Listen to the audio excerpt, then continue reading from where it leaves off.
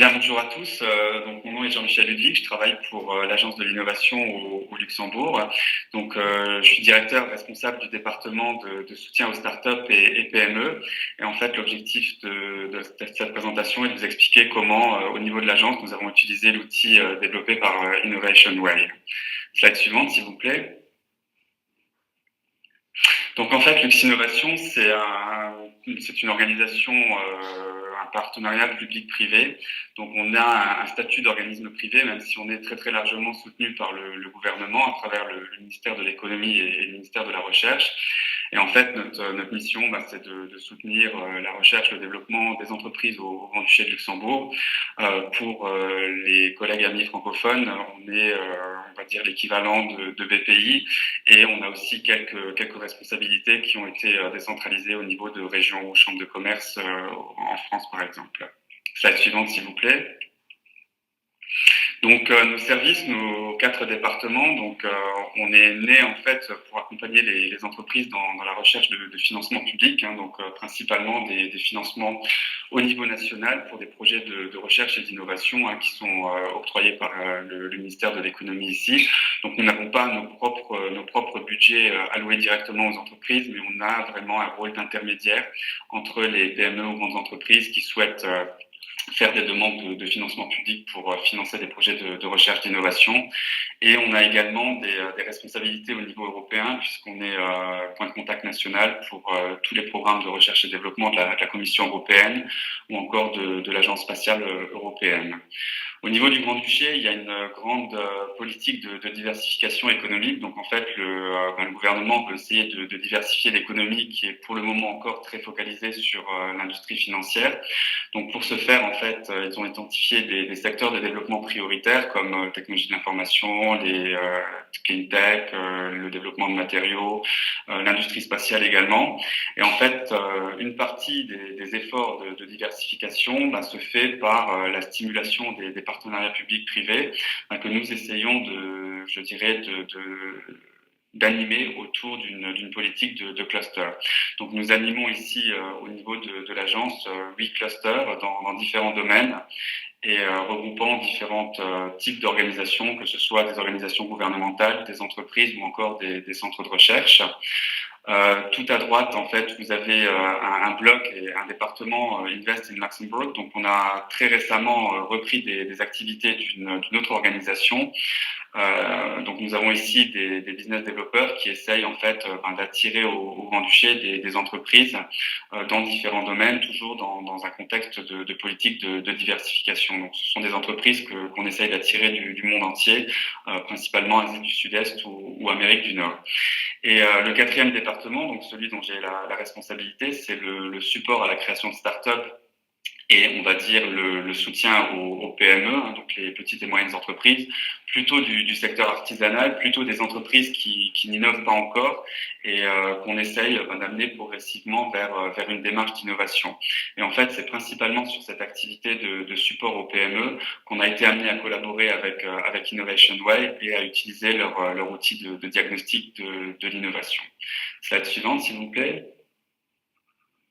Donc au niveau de cette stimulation de l'innovation dans les PME principalement artisanales, en fait, nous avons développé un certain nombre de programmes d'accompagnement, tous développés autour d'une loi votée par le ministère de l'économie, qui est une loi de conseil en innovation.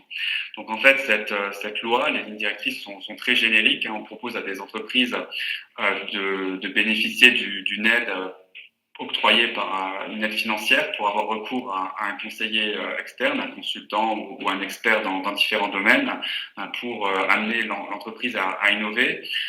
Cette loi générique, nous, on a essayé de la transformer et de la mettre en œuvre à travers différents programmes.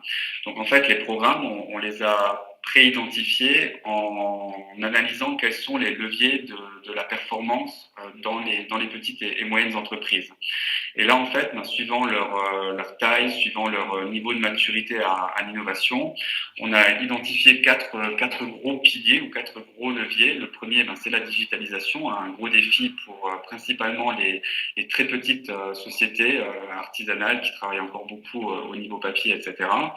Le programme Fit for Innovation, donc lui en fait se concentre autour de l'innovation organisationnelle. Donc on essaye là véritablement d'optimiser les processus dans les entreprises, donc pour essayer de faire en sorte qu'elles gagnent en compétitivité et en productivité.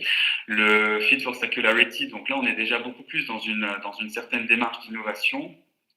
C'est un programme en fait qui s'articule autour d'un concept très tendance qui est celui de l'économie circulaire, mais on essaye de manière beaucoup plus générale de travailler sur le cycle de vie des produits ou encore des analyses de chaînes de valeur pour voir comment pouvoir optimiser tout ça, que ce soit au niveau local, voire régional, puisque dans ce contexte, on a aussi des coopérations avec nos voisins belges ou français. Et enfin, le dernier programme, Fit for Growth, lui, très clairement, stimule la création de valeur dans l'entreprise, la création de nouvelles propositions de valeur.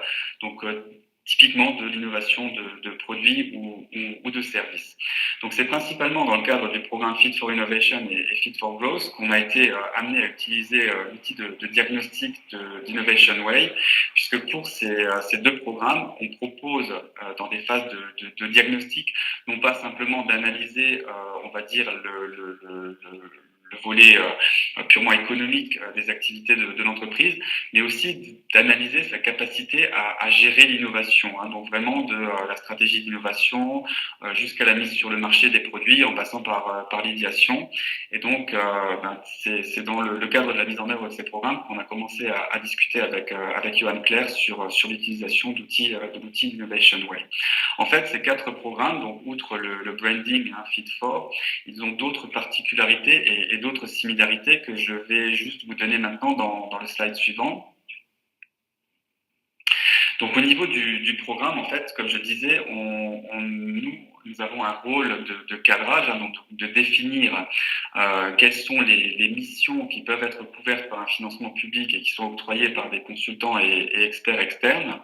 Donc tous ces experts externes d'Ux Innovation se chargent de les trouver, de les labelliser par rapport à leur coût, par rapport à leur capacité à mettre en œuvre des prestations au niveau des petites et moyennes entreprises et par rapport aussi à leur capacité à délivrer des résultats, puisque nous exigeons dans l'ensemble des programmes des résultats très concrets, que ce soit en matière de plan d'action, que ce soit même au niveau de certains programmes comme Fit for Innovation sur l'innovation organisationnelle, sur la performance organisationnelle, des engagements sur résultats qui sont chiffrés en euros, et c'est donc des choses aussi qui sont très appréciées au niveau de notre public de petites et moyennes entreprises.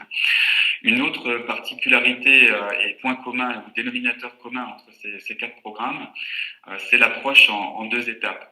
Donc l'approche en deux étapes, c'est-à-dire que dans un premier temps, l'expert externe va, sur une période, on va dire plutôt courte, élaborer au sein de ces entreprises un diagnostic pour voir si, effectivement, que ce soit dans le domaine de la digitalisation, de la performance organisationnelle, de l'écotechnologie ou encore de l'innovation, est-ce qu'il y a réellement un potentiel au niveau de cette entreprise pour mettre en œuvre des projets qui l'amèneront je dirais, à court terme ou moyen terme, vers une compétitivité améliorée.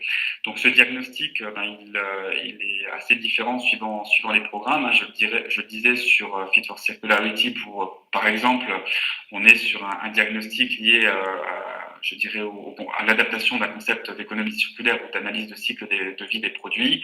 Au niveau de Fit for Innovation, sur la performance organisationnelle, on fait véritablement une analyse que nous on appelle 360 degrés. Donc on va analyser tous les postes de l'entreprise, la gouvernance, les finances, le volet commercial, les opérations, donc production, supply chain, etc.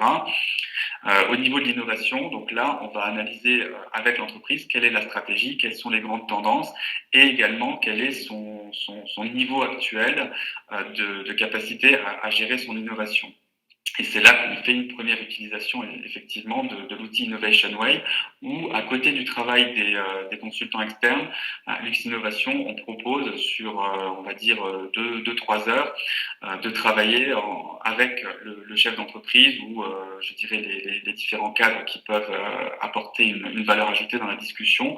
On met en œuvre effectivement ce diagnostic pour déjà avoir un état des lieux de la PME en question.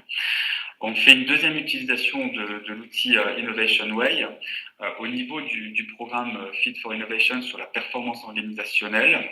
Donc là, véritablement, c'est dans le cadre de la mise en œuvre du projet, bien que le consultant se concentre sur l'amélioration de la productivité, la réduction on va dire des heures perdues, des déchets ou autres, on va nous travailler déjà pour amener l'entreprise vers une démarche d'innovation. Et la première étape pour amener l'entreprise vers cette démarche d'innovation, c'est effectivement d'opérer un diagnostic de la capacité à gérer ces innovations. Je fais une petite parenthèse ici sur le business model qu'on a trouvé avec les consultants. Donc, ces consultants sont cofinancés dans le cadre des différents programmes par l'aide au conseil du ministère de l'économie. Et nous, en fait, on refacture le coût du diagnostic Innovation Way directement aux consultants. Donc, ce qui nous permet effectivement d'avoir un contrat de partenariat avec Innovation Way sur un certain nombre de diagnostics. Donc là, on s'est engagé sur une trentaine de diagnostics sur une période de 18 mois. Et en fait, c'est un coût que Lux Innovation supporte et coût que nous refacturons à des consultants externes qui, eux, ensuite, se font payer par l'entreprise. Mais ça évite effectivement à l'entreprise d'avoir, je dirais, un nombre d'interlocuteurs trop élevé pour la facturation, je dirais, des prestations qui sont opérées. En revanche, le coût, bien sûr, qui est investi par les conseillers en innovation de Lux Innovation pour mettre en œuvre ces diagnostics, ça c'est entièrement gratuit puisqu'on le fait notamment dans le cadre du programme EN, Entreprise Europe Network. Et donc c'est un coût qui est couvert par la Commission européenne et dans le cadre du programme qui notamment encourageait l'utilisation d'Improve. Je fais ici une parenthèse par rapport à l'utilisation d'Improve justement. Donc, c'est un outil également de diagnostic d'innovation très très performant et pertinent, mais pour des PME qui ont déjà une certaine masse critique, une certaine taille et qui ont déjà une certaine maturité en termes d'innovation. C'est-à-dire qu'il y a énormément de questions qui, pour une entreprise, on va dire plutôt de type artisanal ou qui a très légèrement développé peut-être par le passé de nouvelles idées ou autres, ça n'est pas directement applicable. Donc à noter également que la Commission a accepté l'outil Innovation Way comme outil entrant dans le cadre du contrat que nous avons avec eux. Donc le coût d'utilisation n'est pas supporté directement par la Commission européenne. En revanche, les heures passées par les personnels, elles sont couvertes. Voilà, je ne sais pas s'il reste encore une diapositive par rapport à la présentation. Oui, une petite dernière. Donc là, voilà, c'est simplement un petit rappel sur les deux gros programmes sur lesquels nous utilisons Innovation Way. Donc le Fit for Innovation, où là, vous voyez les grands objectifs du programme, améliorer les ventes, la productivité, améliorer la satisfaction client.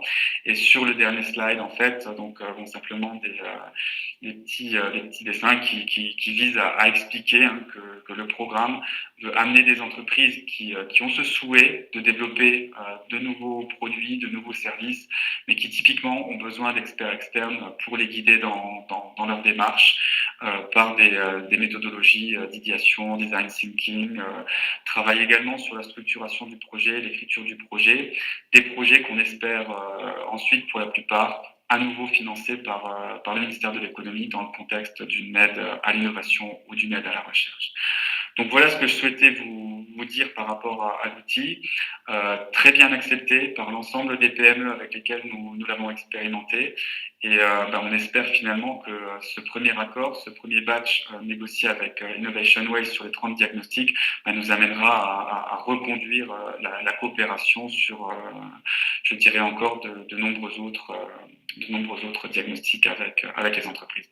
Voilà, merci pour votre attention. Et si vous avez des questions ou si vous avez le souhait d'entrer en contact avec moi, bien n'hésitez surtout pas à le faire via notre site web www.luxinnovation.lu. Vous y trouverez là nos coordonnées ou par rapport grâce aux organisateurs de ce webinaire qui pourront également vous communiquer mes coordonnées. Voilà, je vous remercie pour votre attention.